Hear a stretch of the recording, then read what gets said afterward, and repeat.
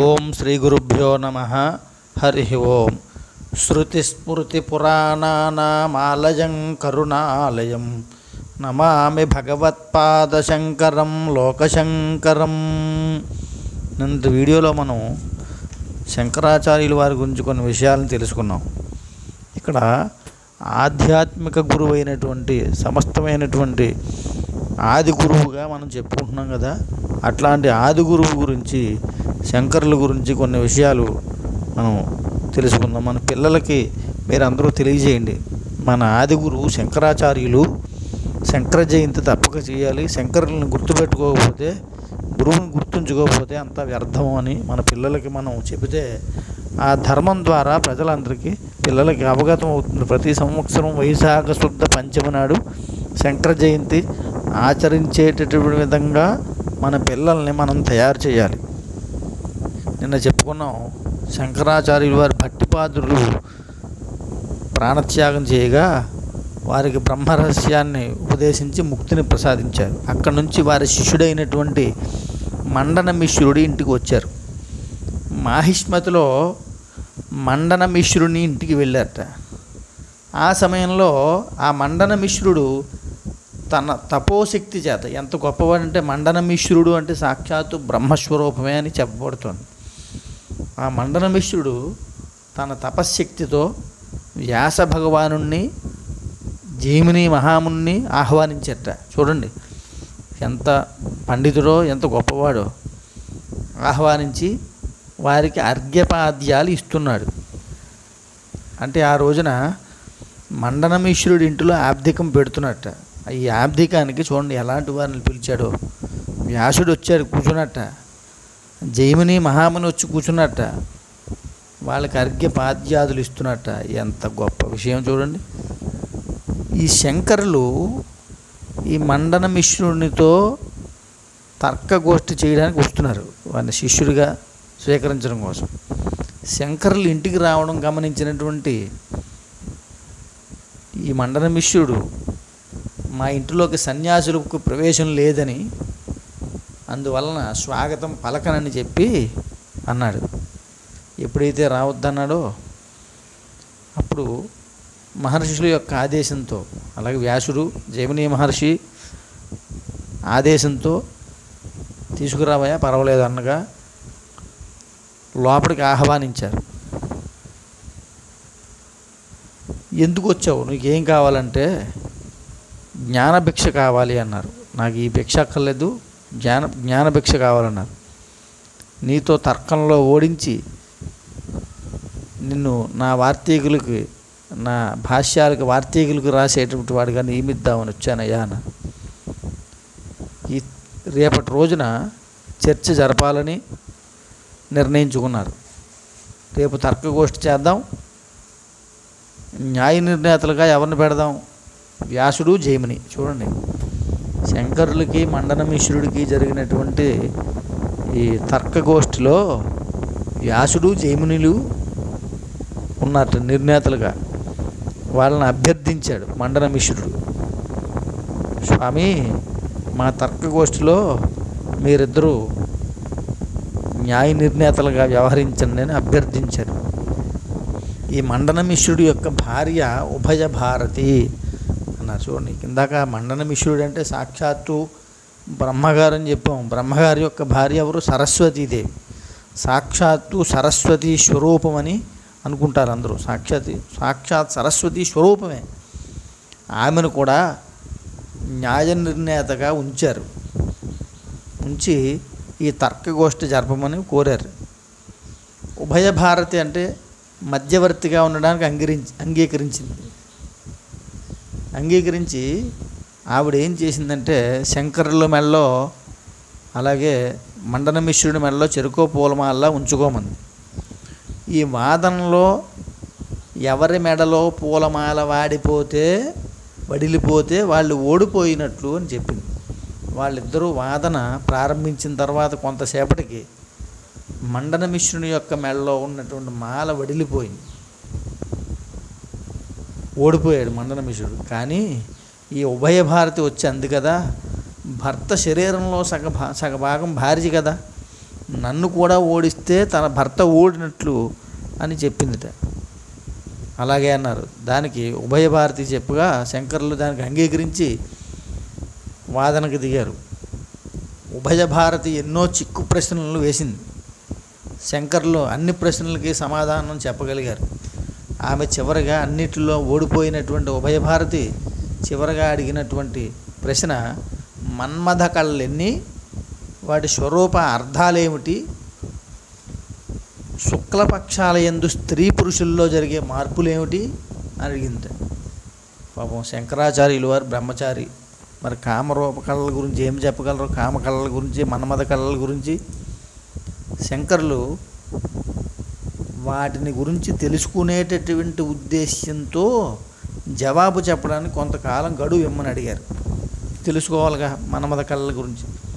అప్పుడు కామరూప విద్య ప్రకటితం అవుతుంది శంకరుల్లో. 100 మంది భార్యలు కలిగినటువంటి అమర్కుడు అనేటువంటి రాజుగారు చనిపోయాడు. అది గమనించినటువంటి శంకరాచార్యులు వారు తన శరీరాన్ని కాపాడమని శిష్యులకి చెప్పినటువంటి వారే కామరూప విద్య ద్వారా ఆ రాజు శరీరంలో ప్రవేశించి అమరకునిగా ఆయనకి 100 భార్యలట. ఆ 100 భార్యలతోనూ ఉన్నటువంటి వారే అనంగతంత్ర పాండిత్యంలో కలిగినటువంటి కళలు ఇవన్నీ కూడా కామరూప కళలు. శ్రద్ధ, ప్రీతి, రతి, ధృతి, కీర్తి, మనోభవ, విమల, మోధిని, ఘోర, మదనోత్పాదిత, మద, దీసిని, వశకరి, రంజని, మోహిని అనేటువంటి 15 కళల్ని కూడా నేర్చుకున్నారు. ఆ శరీరంలో ప్రవేశించి ఈ యొక్క అమరకుడు అనేటువంటి రాజుగారి యొక్క శరీరంలో ప్రవేశించి ఆ భార్యల ద్వారా ఈ యొక్క కళలను నేర్చుకున్నటువంటి వారే ఆ ఉభయ భారతిని ఓడించారు. తన ఓటమిని అంగీకరించినటువంటి మండనమిశ్రుడు, ఆ మండనమిశ్రుడికి శంకరులు సన్యాసాన్ని ఇచ్చి తన శిష్యుడిగా స్వీకరించారు. ఆయనే సురేశ్వరాచార్యుడిగా ప్రసిద్ధుడయ్యారు. సురేశ్వరాచార్యుడు ఇంకా ఎన్నో దిగ్విజయ యాత్రలు చేశారు శంకరులు. తరువాత శిష్యులతో కలిసి శంకరులు మహారాష్ట్ర దేశంలోని పుణ్యక్షేత్రాలన్నీ దర్శించారు. శ్రీశైలం, అక్కడ ఉన్నటువంటి ఇతర క్షేత్రాలు దర్శించారు. శ్రీశైలంలో ఉండగా శివానందలహరి స్తోత్రాన్ని రచించారు. మాధవీయ శంకర విజయం ప్రకారం ఇక్కడ ఒక విషయం మనకు అవగతం అవుతుంది. కపాలికుడు శంకరులను సంహరించబోయినప్పుడు శంకరుల యొక్క శిష్యుడు పద్మపాదుడు దేవుణ్ణి ప్రార్థించి నృసింహస్వామిని ప్రార్థన చేసి ఆ శంకరులను రక్షిస్తాడు. మనం ముందు వీడియోలో చెప్పుకున్నాం. ఈ స్తోత్రాన్నే కరావలంబ స్తోత్రం అంటారు. తర్వాత కరావలంబ స్తోత్రం, తర్వాత శంకరులు గోకర్ణంలో హరిశంకర మందిరాన్ని, అలాగే కొల్లూరులో మూకాంబిక మందిరాన్ని, ఇక్కడ మూకాంబిక చూడండి విశేషం. మూకాంబిక ఆలయంలో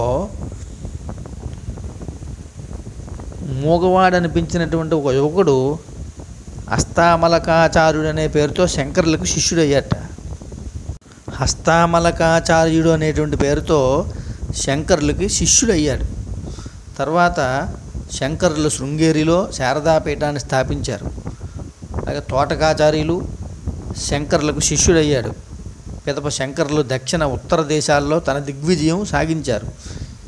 హిందూ బౌద్ధ పండితులను వాదాల్లో ఓడించి అద్వైతాన్ని ఒప్పించారు. కేరళ, కర్ణాటక, సౌరాష్ట్ర దేశాల్లో శంకర దిగ్విజయం సాగింది. గోకర్ణం, సోమనాథ, ద్వారక, ఉజ్జయినీలు దర్శించారు.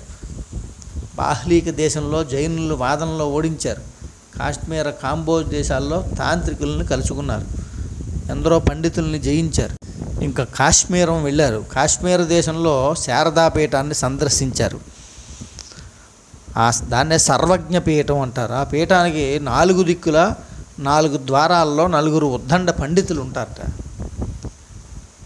ఈ 3 ద్వారాల్లో ఉన్న పండితుల్ని కొంతమంది జయించారు. కానీ దక్షిణ ద్వారం అంతవరకు తెరవబడలేదట.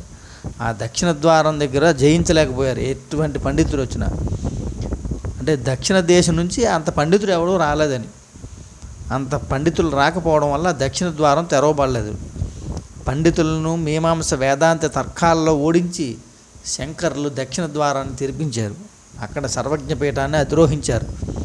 తను శంకరుల యొక్క చివరి దశలో శంకరులు కేదార్నాథ్, బద్రీనాథ్ క్షేత్రాలు దర్శించి దేహ విముక్తులయ్యారని మనకి చెప్పబడుతోంది. కేదార్నాథ్ మందిరం వెనక శంకరుల యొక్క స్మృతి చిహ్నంగా ఒక సమాధి ఒకటి ఉంది. మీరు వెళ్తే కేదార్నాథ్ వెళ్తే గుడి వెనకాల వైపు ఉంటుంది. అయితే శంకరులు కేరళలోని తిరుచూరులో దేహం విడిచారని కేరళీయ శంకర విజయం చెబుతోంది. ఇలా రకరకాలైనవి ఉన్నాయి. కానీ శంకరుల యొక్క చిహ్నం మాత్రం కేదార్నాథ్లో కనపడుతుంది. ఇంకా ఇలా శంకరులు ఎన్నో విజయాలని సాధించారు. ఇంకా మఠము పీఠము అంటే చూడండి, సన్యాసులు బ్రహ్మచారులు నివసించేది మఠం. అక్కడ దేవతను ఒక ప్రతిష్ఠించి తరువాత అది పీఠంగా మారుతుంది. దేశం 4 మూలలా కూడా 4 మఠాలను స్థాపించారనేది అందరికీ తెలిసినటువంటి విషయం. వీటినే చతుర్మఠాలని మఠామ్నాయాలని పిలుస్తారు. చతుర్మఠాల స్థాపన కోసం శంకరులు వ్యవస్థ నైపుణ్యానికి, కార్యనిర్వహణ దక్షతకు తార్కాణం, హిందూ ధర్మాన్ని పునర్జీవింపజేయడానికి, సుస్థిరం చేయడానికి, వ్యాప్తి చేయడానికి కేంద్రాలుగా ఈ 4 పీఠాలని, మఠాలని ఏర్పరిచారు. అవి ఇప్పటికీ కూడా అవిచ్ఛిన్నంగా సాగుతూనే ఉన్నాయి. ఇంకా చూడండి, మఠామ్నాయము అంటే మహాశాసనము అనేటువంటి నిర్వహణ పద్ధతులను ప్రవేశపెట్టినటువంటిది శంకరులు. మఠ ఆమ్నాయం అంటే అక్కడ ఉండేటువంటి పద్ధతులు, వారు చేసేటువంటి క్రియలు, అన్నిటి గురించి తెలియజేస్తుంది. ఇంకా శంకరులు మఠ నిర్వహణ కొరకు నియమింపబడేటటువంటి నామాంతరాలని కొన్ని పెట్టారు. దాన్నే యోగపట్టము అంటారు. యోగపట్టము అనేటువంటి పేరుతో ప్రవేశపెట్టారు. అంటే చూడండి, హిందూ ధర్మం ప్రకారం సన్యాసం తీసుకున్నటువంటి వ్యక్తికి పాత పేరు తీసివేసి సన్యాసి అని సూచించే కొత్త పేరుని ఇస్తారు. అటువంటి ప్రత్యేకమైనటువంటి నామాన్ని యోగపట్టము అంటారు. అటువంటి యోగపట్టములను 10 పేర్లను శంకరులు నిర్దేశించారు. అవి ఏమిటయ్యా? తీర్థ, ఆశ్రమ, వన, గిరి, అరణ్య, పర్వత, సాగర, సరస్వతి, భారతి, పురి అనేటువంటి హిందూ సన్యాసుల పేర్లు చివర ఇలాంటివి చేరుస్తారు. ఉదాహరణకు చూడండి పేర్లు: ఆనంద తీర్థ, విద్యారణ్య, సత్యవ్రత సామాశ్రామి, విద్యా ప్రకాశానందగిరి, చంద్రశేఖర సరస్వతి, నృసింహ భారతి, తోతాపురి. చూడండి, అంటే చివర వచ్చినటువంటిది దీన్నే యోగపట్టము అంటారు. ఈ యోగపట్టం ద్వారా కొన్ని నియమాలను చేశారు. ఇంకా ఆమ్నాయములు, ఈ ఆమ్నాయాలు 7 ఉంటాయి. పూర్వ, పశ్చిమ, ఉత్తర, దక్షిణ, ఊర్ధ్వ, స్వాత్మ, నిష్కల ఆమ్నాయం. వీటిలో మొదటి 4 దృష్టికి కనబడతాయి. అంటే మొదటి 4 అంటే తూర్పు, పశ్చిమం, ఉత్తరం, దక్షిణం 4 బయటకు కనబడతాయి. కానీ దృష్టి గోచరములు కానటువంటివి కొన్ని ఉంటాయి. అవి బుద్ధికి మాత్రమే అందేవి కాబట్టి జ్ఞానగోచరములు అంటారు. ఇంకా ఒక్కొక్క మఠమునకు ఒక్కొక్క మహావాక్యాన్ని ఇచ్చారు. వేదవాక్యాలు 4 ఋగ్వేదం నుండి ప్రజ్ఞానం బ్రహ్మ, యజుర్వేదం నుండి అహం బ్రహ్మాస్మి, సామవేదం నుండి తత్వమసి, అధర్వణ వేదం నుండి అజమాత్మా బ్రహ్మ అనేటువంటి మహావాక్యాలు తీసుకొని ఆయా సంప్రదాయ ప్రకారంగా ఆయా పీఠాలకు ఇచ్చారు. ఇంకా ఈ సంప్రదాయాలు కూడా 4 విధాలుగా ఉన్నాయట ఈ 4 మఠాలకి. అవి కీటవార సాంప్రదాయం, భోగవార సాంప్రదాయం, ఆనందవార సాంప్రదాయం, భూరివార సంప్రదాయం అనేవి ప్రామాణికంగా తీసుకుని శంకరులు 4 మఠాలని నిర్దేశించారు. ఇంకా శంకరులు ఒక్కొక్క పీఠమునకు ఒక అధిష్టాన దేవతను పెట్టారు. అందుకే సిద్ధేశ్వరుణ్ణి అంటే ఈశ్వరుణ్ణి ఒక్కొక్క పందాలో ఒక్కొక్క చోట ఒక్కొక్క పీఠానికి ఒక్కొక్క అధిష్టాన దేవతను పెట్టారు. ఇంకా ఈ ప్రకారంగా శంకరులు తన మఠాలను స్థాపించారు. ఇంకా ఈ చతుర్థ మఠాలు కూడా ద్వారకా మఠం, ఇందులో మొట్టమొదటిగా మనం తీసుకోవాల్సినటువంటిది ద్వారకా మఠం. ఈ మఠం శంకరులచే దేశానికి పశ్చిమంగా మొట్టమొదటగా స్థాపించబడినటువంటి పీఠం. దీన్ని చూడండి, మన దేశంలో 4 మూలల 4 దీపస్తంభ, దీపం అంటే వెలుతురుని ఇస్తుంది అంటే జ్ఞానం ఇచ్చేటటువంటివి ఈ మఠాలన్నీ స్థాపించబడింది. దీనికి కాళికా మఠమని, సిద్ధేశ్వర మఠమని, పశ్చిమామనాథ మఠమని అంటారు. ఇది కీటవాల సంప్రదాయం. ఈ కీటవాల సంప్రదాయం అంటే భూతదయతో నిత్యము కీటములు మొదలైన వాటిని హింసించకుండా అహింసా వ్రతాన్ని ఆచరించడాన్ని కీటవాల సాంప్రదాయం అంటారు. ఈ మఠ సన్యాసులకు చివరన తీర్థ ఆశ్రమానిగానే ఉంటుంది. ఈ మఠానికి క్షేత్రం ద్వారక. అక్కడ గుజరాత్లో ఉంది ఈ మఠం. మనకి ఈ మఠానికి క్షేత్రం ద్వారక. కృష్ణుడు యొక్క ఆలయం ఉందిగా మనకి.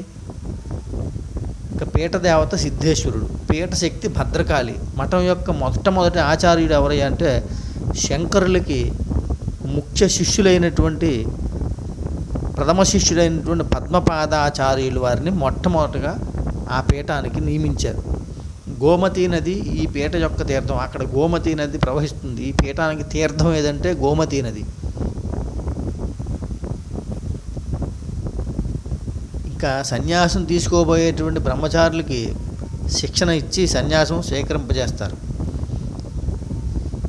ఇంకా సామవేదాన్ని ప్రత్యేకంగా అధ్యయనం చేస్తారు. ఇక్కడ ఈ మఠానికి మహావాక్యం ఇందాక చెప్పుకున్నాం కదా, 4 మహావాక్యాలు ఇచ్చారని. ఈ పీఠానికి సామవేదం, పశ్చిమం సామవేదం అధ్యయనం చేయించి తత్వమసి అనేటువంటి మఠం యొక్క మహావాక్యాన్ని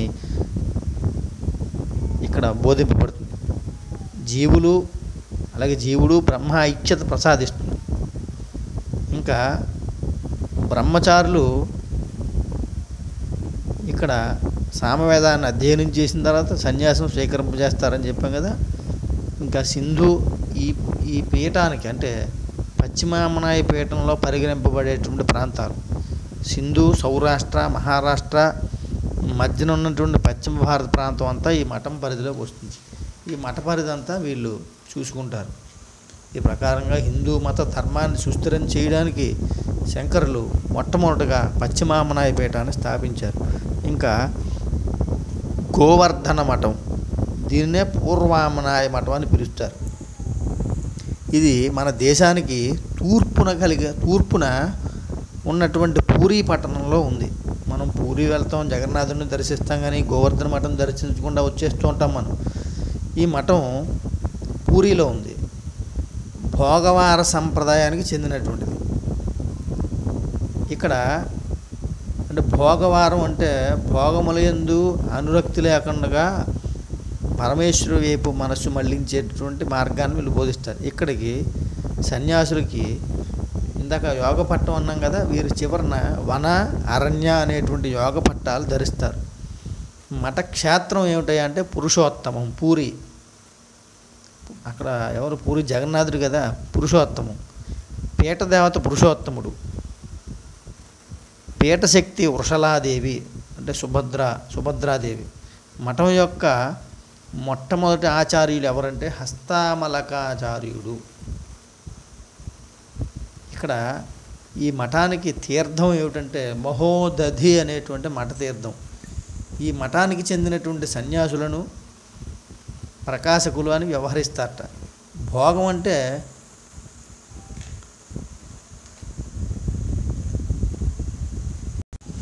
భోగవార సంప్రదాయం అంటే ఎవరైతే విషయలంపటముల నుండి దూరంగా ఉంచేందుకు వారిస్తారో వారిది భోగవార సంప్రదాయం అంటారు. అంటే భోగ లాలసత్వాన్ని నివారించి ఉన్నత లక్ష్యముల వైపు, ఉన్నత లక్ష్యం అంటే ఏమిటి? పరమేశ్వరుడి వైపు మనస్సు మళ్లించడం ఈ మఠం యొక్క ప్రత్యేక బాధ్యత వహిస్తుంది.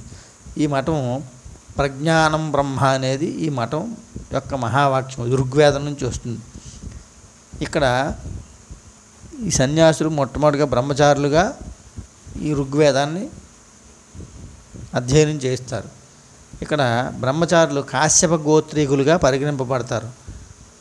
ఈ యొక్క మఠ పరిధిలోకి అంగ, వంగ, కళింగ ఈ మఠ పరిధిలోకి ఈ ప్రాంతాలన్నీ వస్తాయి. హిందూ ధర్మ పరిరక్షణ కోసం ఈ పీఠం బాధ్యత వహిస్తుంది. ఇంకా శృంగేరి పీఠం, ఇది దక్షిణామనాయ పీఠం అని, శారదాపీఠం అని పిలువబడుతుంది. కర్ణాటక రాష్ట్రంలో శృంగేరి లేకపోతే శృంగ ఋష్యశృంగ అనేటువంటి పేరుతో పిలువబడుతూ ఉంటుంది ఈ మఠం. ఇంకా అక్కడ స్థాపించబడి పీఠదేవత వరాహుడు, పీఠశక్తి శ్రీ శారదాదేవి, పీఠక్షేత్రం రామేశ్వరం, పీఠతీర్థం తుంగభద్రా నది తుంగ. ఇక్కడ బ్రహ్మచారులను చైతన్యులని పిలుస్తారట. ఈ మఠం యొక్క మొట్టమొదటి అధిపతి సురేశ్వరాచార్యుడు. ఈ మఠ సన్యాసులకి 10 యోగ పట్టణంలో ఏదైనా పెట్టుకోవచ్చు. ఇందాక మనం చెప్పాం కదా, ఒక్కొక్క మఠానికి కొన్ని పేర్లు యోగ పట్టం ఇవ్వబడుతుంది. పురి, తీర్థ, ఆనందగిరి, వన.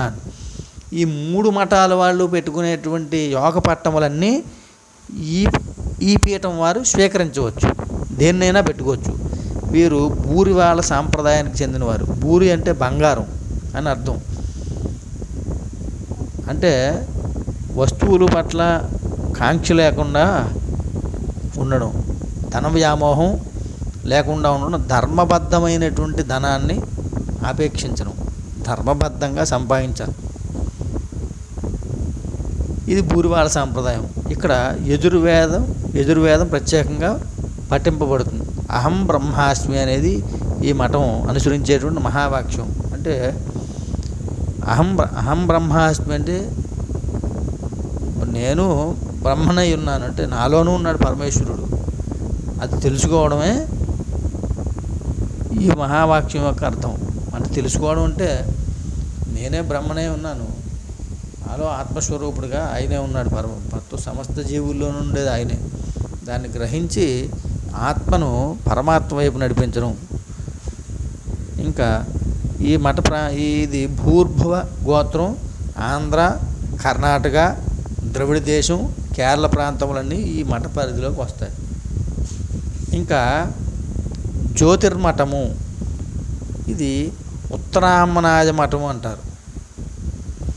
ఈ మఠం బదరికాశ్రమం అని కూడా పిలుస్తారు. ఈ పీఠక్షేత్రం బదరికాశ్రమం.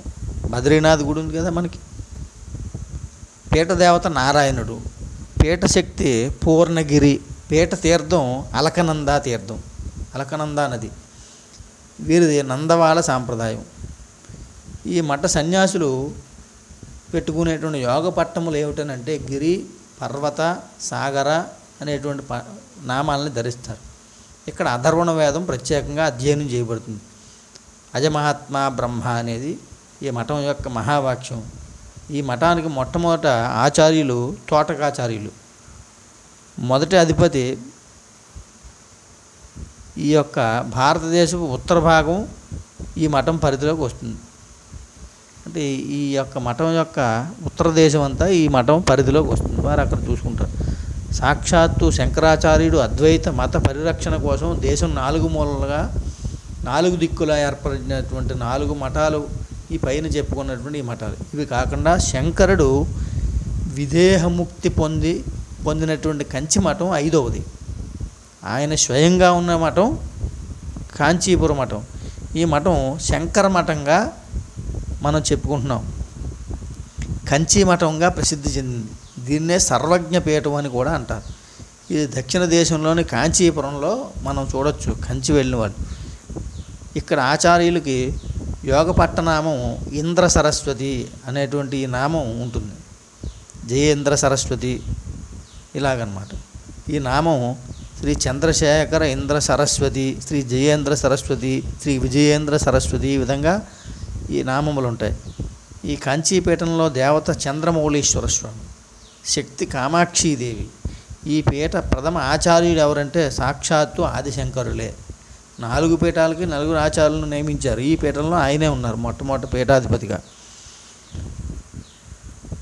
తర్వాత సర్వజ్ఞాత్ముడు అనేటువంటి బాల సన్యాసిని ఏర్పరిచి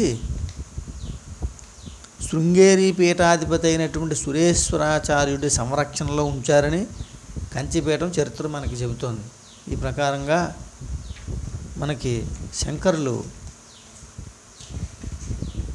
మన హిందూ ధర్మాన్ని పరిరక్షణ చేయడంలో శ్రౌత స్మార్త క్రియల్ని సుప్రతిష్ఠితం చేసి వైదిక మార్గాన్ని సక్రమంగా నిలబెట్టడానికి నీలలోహితుడైనటువంటి శివుడే స్వయంగా అవతరించినటువంటి అవతారం కనుక అట్లాంటి శంకరుల గురించి మనం ఒకసారి వింటే వినడం ద్వారానైనా పునీతం అవుతామని ఈ ప్రయత్నం చేసాం. పిల్లలకి తెలియజేయడం ద్వారా మనకు అర్థమవుతుందని. అంటే సన్మత స్థాపనాచార్య, ఎన్నో ఉన్నటువంటి మతాల్ని 6 మతములుగా సన్మత స్థాపకుడుగా ఈ శంకరులు చేసినటువంటి హిందూ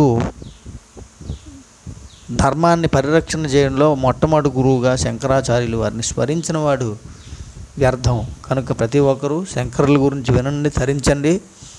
మరిన్ని వీడియోస్ మీకు కావాలంటే మా సబ్స్క్రైబ్ బటన్ క్లిక్ చేసి బెల్ గుర్తు మీద క్లిక్ చేయండి, మీకు మరిన్ని వీడియోలు వస్తాయి.